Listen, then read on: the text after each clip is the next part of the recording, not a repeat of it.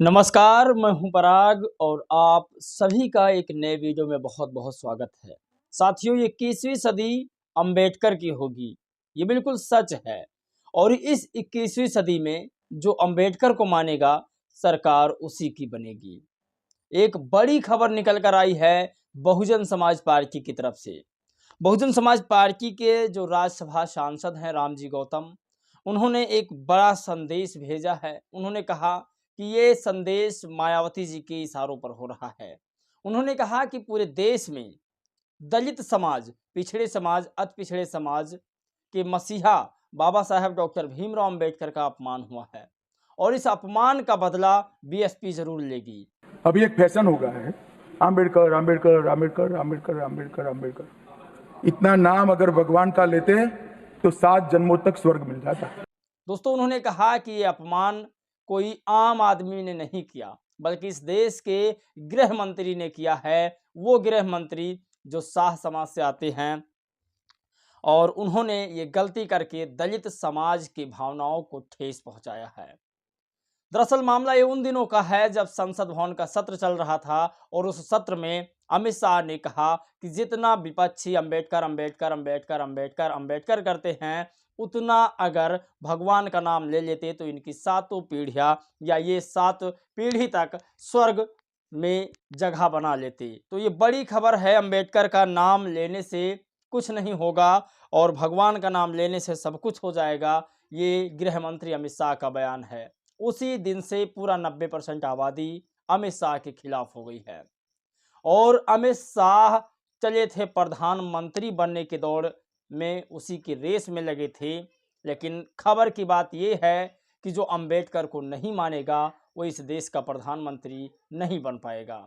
इस देश की सच्चाई है कि यदि आप अंबेडकर साहब को और साथ में यदि भगवान गौतम बुद्ध को मानते हैं तो ही आपकी सरकार बन सकती है और आप सत्ता में आ सकते हैं। ये बिल्कुल सत्य है।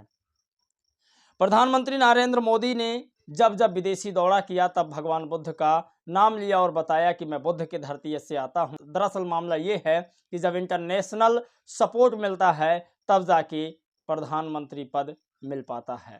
साथियों, आपको बता दें इंजीनियर रामजी गौतम ने क्या लिखा है वो आपको बताएंगे ही बताएंगे। लेकिन आप सोचिए, जब एक आम इंसान भारत को हिंदुस्तान कहे तो चलो मान लेते हैं कि उसे जानकारी नहीं है, लेकिन इस देश के संविधान को जानकार, पढ़ने वाले, अच्छे खासे संविधान के बारे में जानकारी रखने वाले डॉक्टर लक्ष्मण यादव जब भारत को हिंदुस्तान कह रहे हैं तब क्या कहा जाए, ये भी आपको हम बताएंगे। लेकिन वहीं आपको बता दें आकाश आनंद का आज ट्वीट आया है। दरअसल मामला ही कुछ ऐसा हो गया है हरियाणा को लेकर के, उसे भी आपको हम बताएंगे। लेकिन आप सोचिए कि इंजीनियर रामजी गौतम को सपोर्ट करने के लिए उत्तर प्रदेश के प्रेसिडेंट विश्वनाथ पाल ने भी उनके साथ कंधे से कंधा मिलाकर खड़े हो गए हैं, तो ये भी आपको बताएंगे। लेकिन मायावती जी का एक बयान आया था। मायावती जी ने कहा था कि यदि बीएसपी ना होती तो बीजेपी और कांग्रेस मिल करके बाबा साहेब की कहानी अब तक समाप्त कर दिए होते।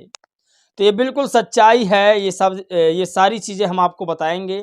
लेकिन वहीं आप सोचिए, नाम प्रियंका भारती है, आरजेडी की प्रवक्ता हैं।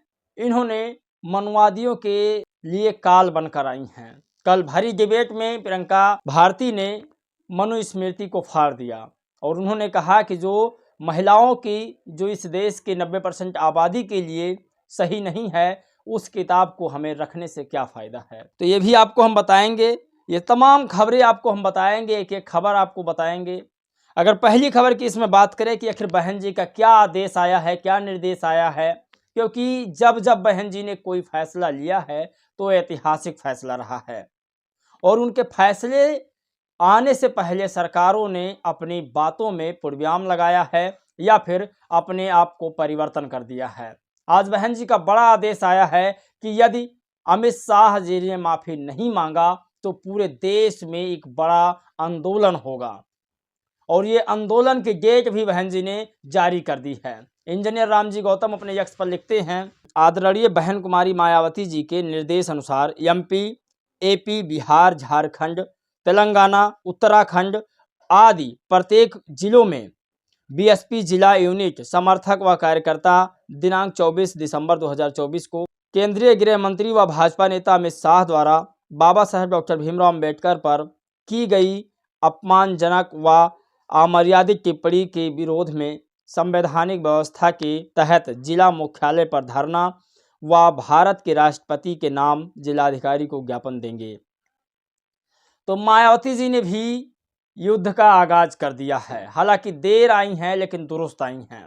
आपको बता दें, मायावती जी ने जब पहला कमेंट किया तब लोगों ने कहा, बहन जी क्या आप बीजेपी का नाम लिखना आप भूल जाती हैं? बहन जी क्या आप बीजेपी से आप डरती हैं? आपको बता दें, पहले भी और आज भी बसपा की जो पार्टी है या बसपा के जितने नेता हैं वो एक कायदे में रहते हैं, मर्यादा में रहते हैं, संविधान के दायरे में रहते हैं। और जब भी बहन जी ने कोई कमेंट किया है तो रिस्पेक्टेड से किया है। बहन जी ने उसके दूसरे दिन कमेंट करती हैं कि बीजेपी एंड कंपनी और कांग्रेस के लोग बाबा साहब की आड़ में अपनी राजनीति ना करें। और कल जो बहन जी ने कमेंट किया उसमें कुछ और ही कहा उन्होंने। और ये सबसे बड़ा आदेश है बहन जी का कि पूरे प्रदेश में और पूरे देश में हर जिला में जिला कलेक्टर कार्यालय पर राष्ट्रपति जी के नाम पर ज्ञापन दिया जाए कि आखिर अमित शाह की हिम्मत कैसे हो गई बाबा साहब की बेइज्जती व अपमान करने की। तो ये सबसे बड़ी चीज़ है, इसे आपको समझना होगा। लेकिन क्या अमित शाह ने जो कहा था कि अंबेडकर अंबेडकर अंबेडकर, पूरे 6 बार उन्होंने कहा था कि अंबेडकर अंबेडकर अंबेडकर अंबेडकर अंबेडकर अंबेडकर, क्या अंबेडकर क्या भगवान हैं? उनके कहने का मतलब यही था। तो उन्होंने कहा कि एक फैशन हो चुका है अंबेडकर का नाम लेने का और पूरा देश जो है खड़ा हो गया उनके विरोध में। लेकिन बाबा साहब ने यह भी कहा था कि इस देश को हिंदुस्तान कभी मत कहना। जिस दिन ये भारत हिंदुस्तान बन जाएगा उस दिन दलित पिछड़े आदिवासियों के लिए सबसे ज़्यादा दिक्कतें बढ़ जाएगी।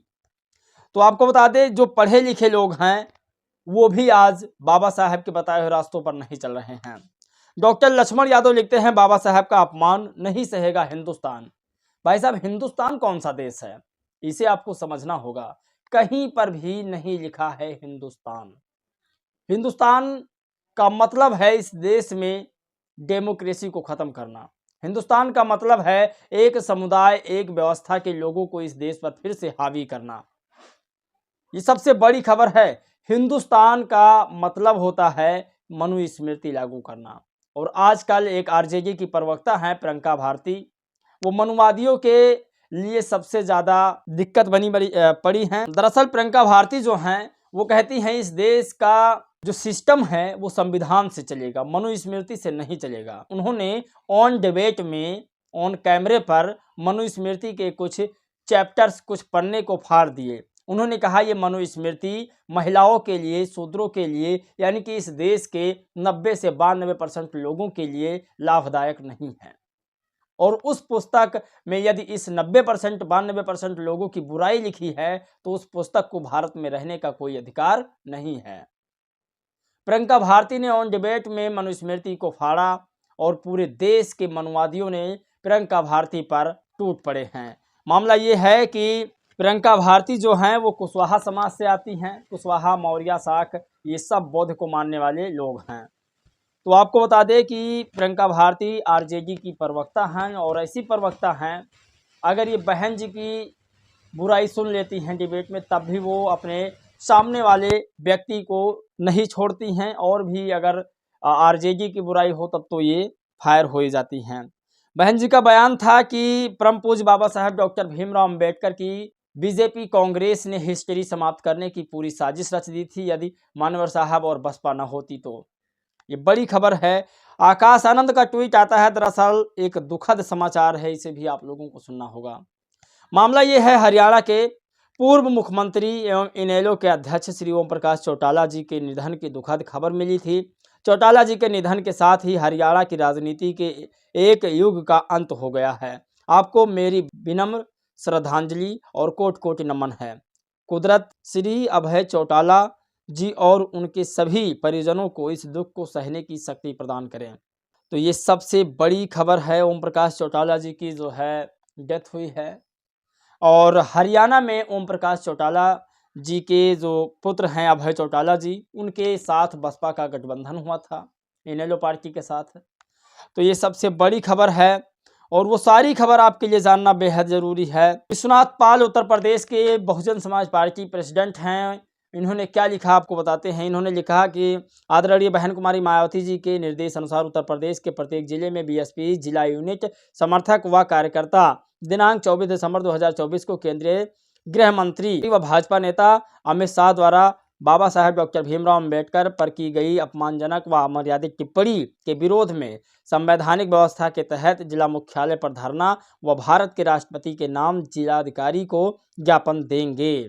तो ये बसपा वाले भी अब सड़कों पर उतरने की पूरी तैयारी कर रहे हैं। अब जो लोग कहते थे कि बसपा खत्म हो चुकी बसपा, अब नजर आएगी 2027 में बसपा।